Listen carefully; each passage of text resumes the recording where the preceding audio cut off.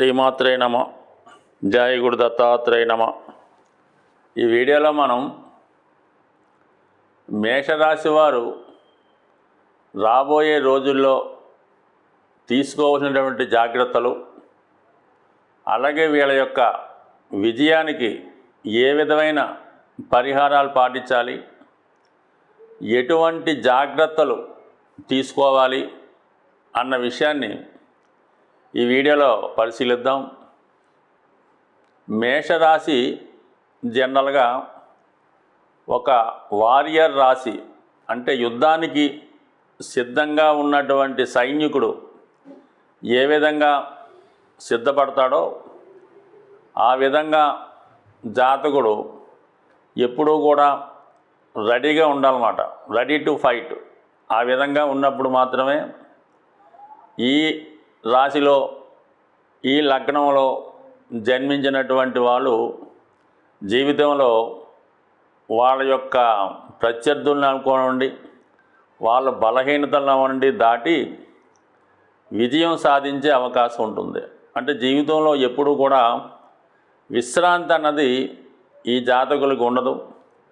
ఒక విధంగా విశ్రాంతి తీసుకున్నాడు, లేజీగా ఉన్నాడు, ఏ పని చేయట్లేదంటే ఖచ్చితంగా అక్కడ ఫెయిల్యూర్ స్టార్ట్ అయినట్టే అని భావించవలసి ఉంటుంది.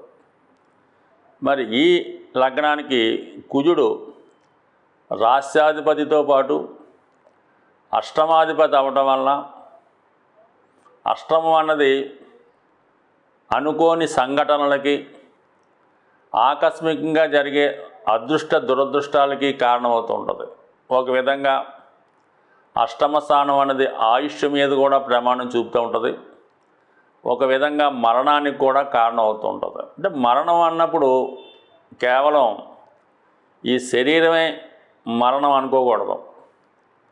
ఉద్యోగం పోయినప్పుడు కానీ, వివాహం ఫెయిల్ అయినప్పుడు కానీ, జాతకుడు విపరీతమైనటువంటి అవమానానికి గురైనప్పుడు, తాను అనుకున్న చేయలేనప్పుడు అది ఒక విధంగా అతను ఓటమికి, అదే ఒక విధంగా మరణానికి కూడా కారణమవుతుంది జ్యోతిష్ శాస్త్ర ప్రకారం. అంటే తప్ప ఆయుష్ అయిపోయి చనిపోవడం అన్నది కాదు. అంటే ఒక విధంగా ఈ మేష రాశి, మేష లగ్నం వారు వారి యొక్క పతనానికి, వారి యొక్క నష్టానికి, వారి యొక్క ఫెయిల్యూర్స్కి వారే కారణం అవుతుంటారు. అలాగే వారి యొక్క సక్సెస్ కూడా వారే కారణం. ఎవరి సహకారం లేకుండా ఇండిపెండెంట్గా జీవితంలో ఉన్నత స్థాయికి రాగలరు, అధోపాతాళానికి అణిచివేయగలరు. ఈ విధంగా గెలుపు ఓటములు కేవలం జాతకుడి యొక్క నిర్ణయాలను బట్టి, అతని యాటిట్యూడ్ని బట్టి, క్రమశిక్షణ బట్టి, అతను చేస్తున్నటువంటి పనుల బట్టి ఆధారపడి ఉంటుంది. మరి ఈ విధంగా ఉండడం. అలాగే ఇంకొక 2 విషయాలు ఈ రాశివారు గమనించవలసి ఉంటుంది. అంటే వీళ్ళకి మేషరాశి, మేషలగ్నం వారికి శని బాధక గ్రహం అవుతుంది. అంటే లాభస్థానం వీళ్ళకి బాధక గ్రహం. అంటే వీళ్ళు ఎంత ధనం సంపాదించినా, అలాగే ఎంత పేరు ప్రతిష్టలు సంపాదించినా వీళ్ళకి దాంతోపాటు శత్రువులు కూడా పెరుగుతూ ఉంటారు. అంటే ఒక విధంగా వీళ్ళ యొక్క పతనానికి, ఒక విధంగా వీళ్ళు శత్రువులు పెరగడానికి, పోటీ పెరగడానికి కూడా వీళ్ళ ధన సంపాదనే కారణమవుతుంది. జీవితంలో వీళ్ళు ఎంత ఎక్కువ ధనం సంపాదిస్తే అంత మనశ్శాంతిని కోల్పోతూ ఉంటారు, అంత స్ట్రగుల్ ఫేస్ చేయవలసి ఉంటుంది. ఒక విధంగా వీళ్ళ సంపాదనే వీళ్ళకి శత్రువుగా మారడం జరుగుతుంది. ఇది బాధకుడు అవటం వల్ల ఇది ఒక థీరీ. ఇక తృతీయ షష్టాధిపతులు ఒక విధంగా ఇవి జాతకుని యొక్క అభివృద్ధికి కారణమైనటువంటి ఉపచయ రాశులు. తృతీయం, షష్టం 2 కూడా బుధుని యొక్క రాశులు అవ్వడం.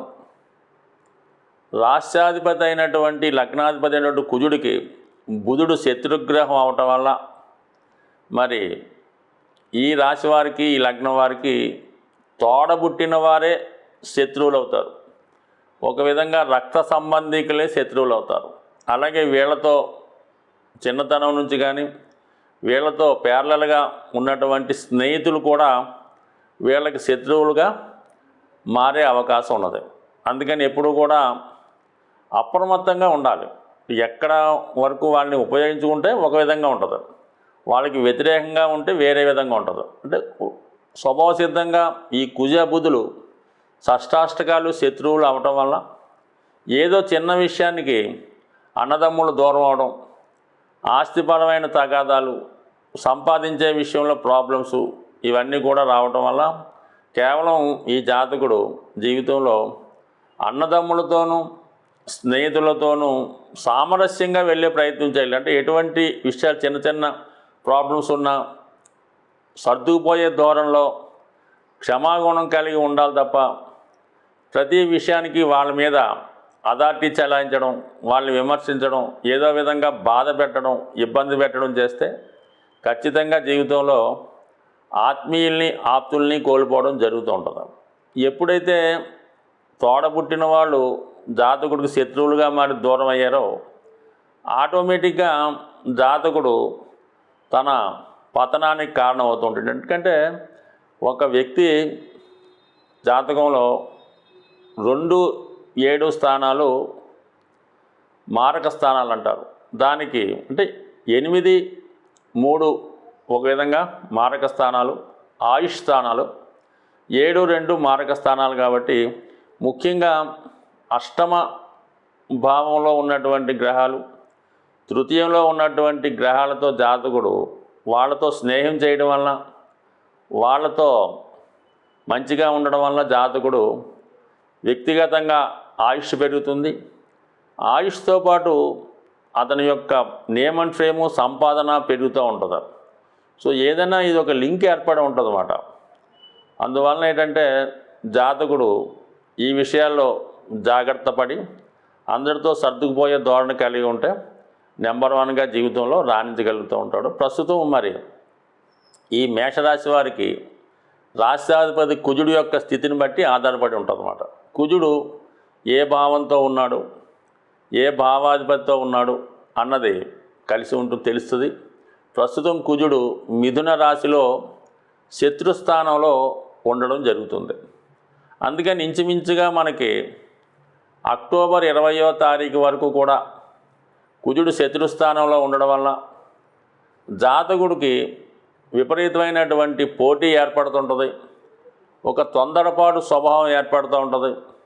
చిన్న చిన్న మిస్టేక్స్కి పెద్ద పనిష్మెంట్ రావడం జరుగుతూ ఉంటుంది. అయితే ఏదైనా అంతిమ విజయం జాతకుడికే రావడం జరుగుతూ ఉంటుంది. కాబట్టి మరి ఈ సమయంలో జాతకుడు అందరినీ కలుపుకుంటూ ముందుకు వెళ్ళడం వల్ల ఖచ్చితంగా అభివృద్ధికరంగానే వెళ్ళే అవకాశం ఉంది. కానీ గట్టి పోటీ ఉంటుంది. ఆ పోటీలో విజయం సాధించడానికి తగిన స్టామినా ప్రస్తుతం కుజుడు ఈ రాశి వారికి అనుకూలంగా ఉండడం జరిగింది. ఇంచుమించుగా అక్టోబర్ 20 తర్వాత కుజగ్రహం కర్కాటక రాశిలోకి మారడం జరుగుతుంది.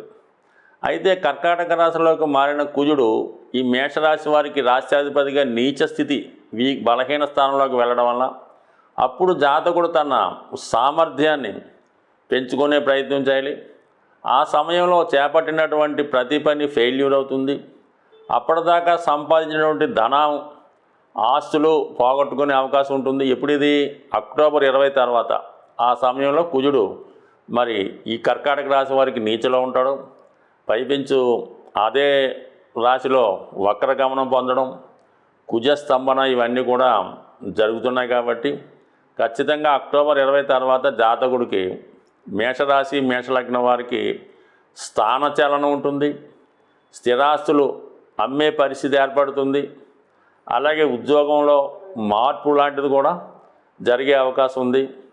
చాలా వరకు ఆ సమయంలో గతంలో తను సంపాదించిన ధనాన్ని కూడా కోల్పోయే సూచనలు ఉన్నాయి. కాబట్టి ఆ సమయంలో జాగ్రత్తగా ఉంటూ తీసుకోవలసినటువంటి జాగ్రత్తలు అంటే ఎప్పుడన్నా సరే ఈ గ్రహాల యొక్క దశల్లో కానీ గోచారంలో శని యొక్క అష్టమ శని, ఏలినాటి శని వస్తున్నప్పుడు ముందుగానే ఆ గ్రహానికి పరిహారం చేసుకోవాలి తప్ప తీరా గ్రహం మరి బాధించే స్థానంలోకో చెడు స్థానంలోకి వచ్చినప్పుడు తన చెడ్డ ఫలితాలు మొదలెట్టిన తర్వాత చేసుకున్నటువంటి పరిహారం ఏ విధంగా కూడా ఉపయోగపడదు. కాబట్టి ఏదన్నా ఒక చెడు దశ రాబోతుంది, లేదంటే ఏలినాటి శని రాబోతుంది, అష్టమ శని రాబోతుంది, అష్టమ గురువు రాబోతున్నాడు, ఇటువంటి విపత్కర పరిస్థితులు ఎదురవుతున్నప్పుడు జాతకుడు ముందుగానే తెలుసుకొని తగు విధమైన పరిహారం ముందుగా చేయడం వల్ల మాత్రమే ఆ గ్రహం బాధ పెట్టకుండా మంచి ఫలితాలు ఇవ్వడం జరుగుతుంటుంది. తీరా తన ఫలితం ఇచ్చిన తర్వాత ఎక్కువగా ఈ పరిహారాలు పెద్దగా ఉపయోగపడమన్నది అనుభవపూర్వకంగా తెలుస్తుంది. కాబట్టి మరి కుజగ్రహ అనుగ్రహం కోసం ఎస్పెషల్లీ మేషరాశి వారు సుబ్రహ్మణ్య స్వామి ఆరాధన చేసుకోవడం, మంగళవారం రోజు చాలా నియమంగా ఎటువంటి బలహీనతలకి లొంగకుండా మద్య మాంసాలు మొదలగు వాటికి దూరంగా ఉంటూ స్త్రీ సంగమానికి దూరంగా ఉంటూ చాలా పవిత్రంగా ఉండడం వల్ల ఆ రోజు మంగళవారం రోజు ఎటువంటి అబద్ధాలు ఆడకుండా, ఎవరికి బాధించకుండా, ఎటువంటి అప్పు తేకుండా జాగ్రత్తగా ఉన్నప్పుడు ఖచ్చితంగా మరి జాతకుడి యొక్క స్థితి పెరుగుతుంది, అతని యొక్క ఆయుష్ పెరుగుతుంది, తద్వారా సంపద కూడా పెరిగే అవకాశం ఉంటుంది. ఈ గ్రహాల యొక్క ఇబ్బందుల నుంచి బయటపడడానికి ఈ మధ్యకాలంలో ఒక గొప్ప పరిహారం అన్నది తమిళనాడులో స్టార్ట్ చేయడం జరిగింది.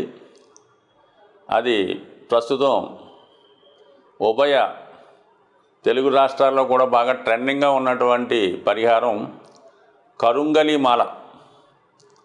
ఈ కరుంగలి మాల ధరించడం వల్ల ఎటువంటి సక్సెస్ అయినా వస్తుందనే నమ్మకం ఉంది.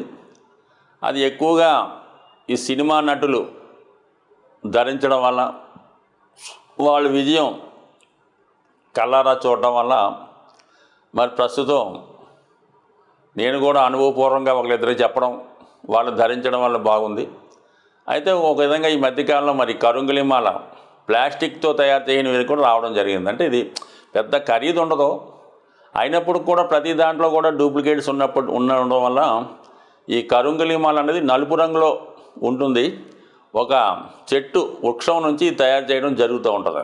జమ్మి చెట్టు అని కొందరు అంటుంటారు, వేరే చెట్టు అని తుమ్మ చెట్టు లాంటిదని కొందరు అంటుంటారు. సో ఏదైనా అది ఖచ్చితంగా మరి కష్టాల్లో ఉన్న వాళ్ళు బయటపడవేస్తుంది. కేవలం ఆ మాల ఒక్కటే ధరించడం కాకుండా ముఖ్యంగా సుబ్రహ్మణ్య స్వామి యొక్క సంకల్పం, సుబ్రహ్మణ్య స్వామి యొక్క ఆశీస్సుల కొరకు మరి ఒక విధంగా ఈ మాల బాగా ఇబ్బందుల్లో ఉన్నాం, ఇంక మన వల్ల ఏమీ అవడం లేదు, కేవలం ఇదే పరిష్కారం, ఒకటి గ్రామం నుంచి వెళ్ళిపోవడం, లేదంటే ఇంకోటి అలా అనుకుని అటువంటి స్థితిలో ఉన్నవాళ్ళు ధరించడం వల్ల ఖచ్చితంగా ఇది మీకు ఆ సమస్య నుంచి బయటపడడం జరుగుతూ ఉంటుంది. అయితే ఏంటంటే కొంత స్ట్రగుల్ ఉంటుంది. అంటే ఇది నలుపు రంగులో ఉంటుంది కాబట్టి శని యొక్క ప్రభావం ఉంటుంది. ఎవరైతే ఈ జాతకరీత్యా కొన్ని లగ్నాల వారు, లేదంటే గోచారరీత్యా కొన్ని భావాల్లో శని ఉన్నవారు నమ్మకంతో ఈ మాల, ఈ కరుంగలి మాల ధరించడం వల్ల, ఈ ధరించిన వారు ఏంటంటే రెండు నియమాలు చేయాలి. ఒకటేమో ఎర్లీ మార్నింగ్ సూర్యోదయానికి ముందే లగాలి. రెండు ఏంటంటే సాధ్యమైనంత వరకు అబద్ధం ఆడకుండా ఉండాలి. మంగళవారం రోజు విధి విధానంగా సుబ్రహ్మణ్య స్వామి టెంపుల్కి వెళ్ళి సుబ్రహ్మణ్య స్వామిని పూజించుకోవడం వల్ల మరి చాలా వరకు తొందరలోనే ఇది పరిహారం జరుగుతుంటుంది. ఇది ఏ లగ్నం వారైనా ఏ రాశి వారైనా ధరించవచ్చు. కొద్దిగా తెలుసున్న చోట మంచిది, అంటే వాళ్ళు డైరెక్ట్గా దేవస్థానం నుంచి కూడా తెప్పించుకోవచ్చు. తెలుసున్న వాళ్ళు ఎవరన్నా ఉంటే వాళ్ళ ద్వారా తీసుకొని కొద్దిగా దాన్ని మాలని శుద్ధి చేయడం వల్ల, సుబ్రహ్మణ్య స్వామి మంత్రం ద్వారా శుద్ధి చేసి ధరించడం వల్ల 100% ఎటువంటి సమస్య నుంచైనా బయటపడడం జరగడం అనేది నేను ప్రాక్టికల్గా చూశాను. స్వస్తి.